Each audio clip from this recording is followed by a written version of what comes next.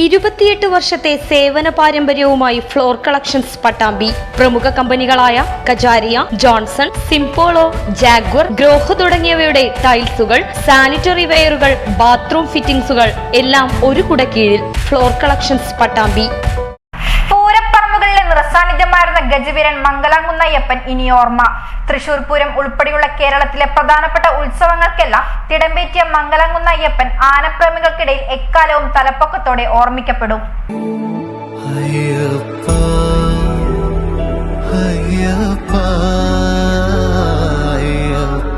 കേരളത്തിലെ ഉത്സവപ്പറമ്പുകളിൽ തലയെടുപ്പുമായി ഇനി മംഗലാംകുന്ന് അയ്യപ്പൻ ഉണ്ടാവില്ല. മംഗലാംകുന്ന് ആനത്തറവാട്ടിലെ മുൻനിര ആനകളായിരുന്ന മംഗലാംകുന്ന് ഗണപതി, മംഗലാംകുന്ന് കർണൻ എന്നിവർക്ക് പിന്നാലെയാണ് ഇപ്പോൾ മംഗലാംകുന്ന് അയ്യപ്പനും ഓർമ്മയാകുന്നത്. കഴിഞ്ഞ ദിവസം രാത്രിയാണ് ആനപ്രേമികൾക്ക് കണ്ണീർ സമ്മാനിച്ച് മംഗലാംകുന്ന് ആനത്തറവാട്ടിൽ നിന്നും അയ്യപ്പനും വിടവാങ്ങിയത്. പാദരോഗത്തെ തുടർന്ന് ഏതാനും മാസങ്ങളായി ചികിത്സയിലായിരുന്നു ആന. 55 വയസ്സാണ്.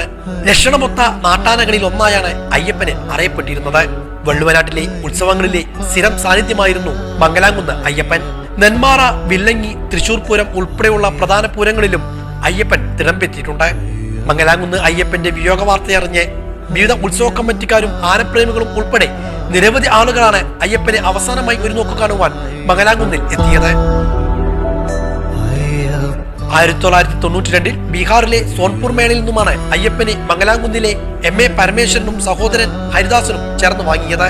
305 സെന്റിമീറ്റർ ഉയരമുണ്ടായിരുന്ന അയ്യപ്പൻ തലപ്പൊക്ക മത്സരങ്ങളിലും പലതവണ വിജയിയായിട്ടുണ്ട്.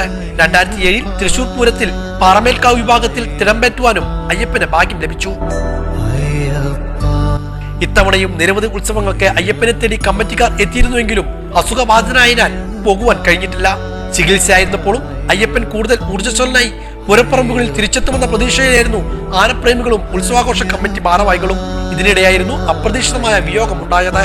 തിങ്കളാഴ്ച രാത്രിയോടെ ചെരിഞ്ഞ ആനയുടെ ജഡം സംസ്കരിക്കുന്നതിനായി ചൊവ്വാഴ്ച ഉച്ചയോടെ വാളയാർ കാട്ടിലേക്ക് കൊണ്ടുപോയി. ആനപ്രേമികൾക്ക് തീരാ ദുഃഖം സമ്മാനിച്ചാണ് ഗജരാജൻ മംഗലാംകുന്ന് അയ്യപ്പനും ഓർമ്മയാകുന്നത്. അയ്യപ്പ